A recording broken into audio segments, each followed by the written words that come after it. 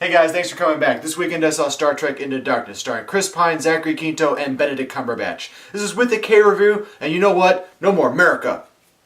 Vulcan. Roll the intro. With a K review.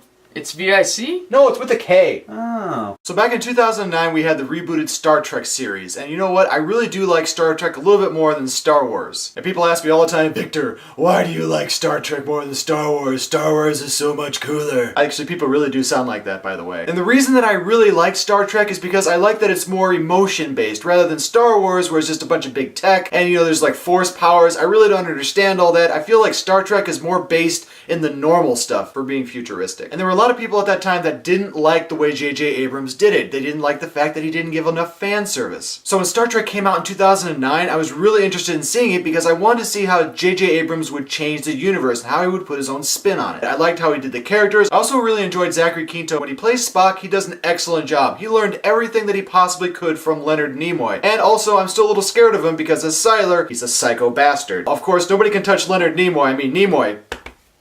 And just to let you know, yes, I am a little bit angry that he got to make out with Zoe Saldana. Yeah, that's not fair in life at all. So when Star Trek Into Darkness starts out, you have Chris Pine playing Captain Kirk again. And I really do like his interpretation of Captain Kirk. I mean, you really don't have, you know, the Shatner version of it. I am Captain Kirk. You're hot.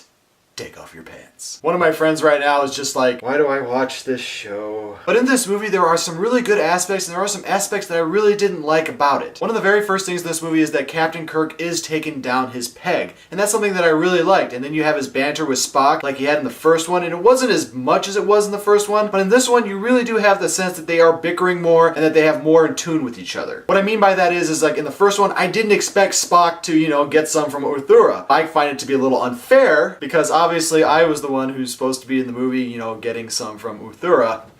Yeah. So the relationship between Spock and Uhura has gone more into in this movie, and I really did enjoy it. However, there were a lot of characters in this movie that I felt were kind of pushed aside and weren't given their correct time amount on screen. Now, when it comes to the story in this movie, I think it kind of splits me down the middle about how the story was actually told within the movie. If I could really reference this movie to anything that I've seen recently, it would really have to be Iron Man 3. Everybody's wondering where this is going right now. Trust me, I have an idea of what I'm going to say. In Iron Man 3, Tony Stark is taken down a peg. Captain Kirk, he is taken down a peg as well. And not only that, but he has to battle against Benedict Cumberbatch. And we've all seen in the trailer, Benedict Cumberbatch is like an evil guy, and you don't really know who he is. Now, for a lot of the fans out there, you may be like, obviously, Victor, I know who he's going to be. And this is the point where I really don't want to give away a lot about Cumberbatch's character. Because in the trailer, you know, you have him standing there, and he's inside that room, and he's like, I am going to kill you, Kirk. He doesn't really say that in the movie, but it's like every time in the trailer, I just want him to stare at Kirk and go, I'm gonna murder your ass. Great, Sling Blade, that's what we ought to do. Now, if you haven't seen the Sherlock series, I don't think you're really going to know who Benedict Cumberbatch is. He's actually a really good actor. Check in the link below, you'll see a lot of stuff that he's done. He's done a lot of British stuff, but actually the guy is an awesome actor. And in the movie, I enjoyed seeing him. I just wanted him to be in the movie more. When he's not on screen, you're kind of like, where is he? Where is badass Cumberbatch? By the way, hashtag that, badass Cumberbatch. So as the movie goes, you kind of see things starting to come into more of a revenge plot point in the movie. Now, since I've seen some of the older Star Trek movies, this is kind of where I start to have a difference of opinion on how this Star Trek movie came about. I don't want to give too much away, because if I start giving too much away, a lot of the older Star Trek fans are going to get mad because I'm going to give away the ending, and I really don't want to do that. So what I can say is that the parts of this movie that I disliked is the way they did some of the characters. For some reason, Karl Urban is never given a lot in movies. He did really awesome as Judge Dredd, and I really don't know why anybody didn't go see that movie. The movie didn't make a whole lot in theaters. Go see it! The guy's actually a really good actor. In 2009, he did a great job as Bones, and then in this movie, they nerfed Bones. It sounds a little dirtier than it should. In the first movie, he had all this really good interaction with Kirk and Spock, and in this movie, he just kind of felt like he was just there. And really, the same thing goes for Scotty, played by Simon Pegg. It just kind of felt like Scotty was just there. You know, he had stuff that he was doing, but it just kind of felt that he was just kind of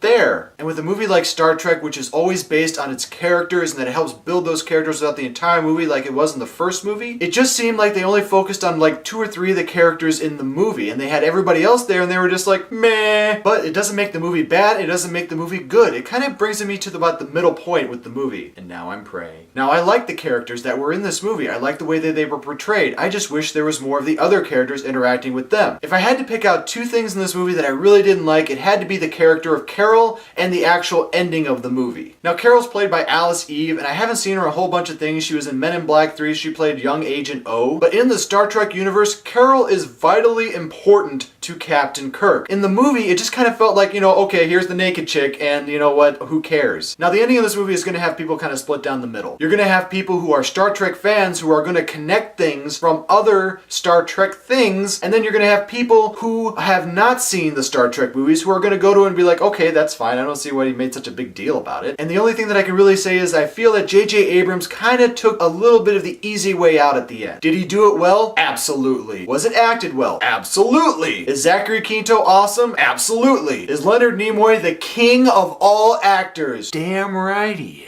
Just check out the credits. His name comes before everybody else's. It goes Leonard Nimoy and then everybody else. So in the end, when I look at Star Trek Into Darkness, did I like it more than I liked the first one? Not really. I still like how J.J. Abrams has taken all these characters, he's added a lot of depth into them, and he's also added a lot of things that I didn't expect him to add. But at the same time, in the second Star Trek movie, I feel that he kind of took the easy way out at the end, and that kind of made me bring it down from the 3.5K to the 3K. This is a movie that you can still go see in theaters for any price, and when it comes out on video, make sure to rent it, and also make sure to put it up in your #1 spot when it becomes streaming. And thanks guys for watching my show. Really do appreciate all the viewers and subscribers that I have. If you like this, please subscribe above. Hit the like button. Comment below. I want to know what you thought about this new Star Trek movie. And never forget, if you don't like what you're watching, you can always turn it off. But you know what? Live long and prosper, my friends.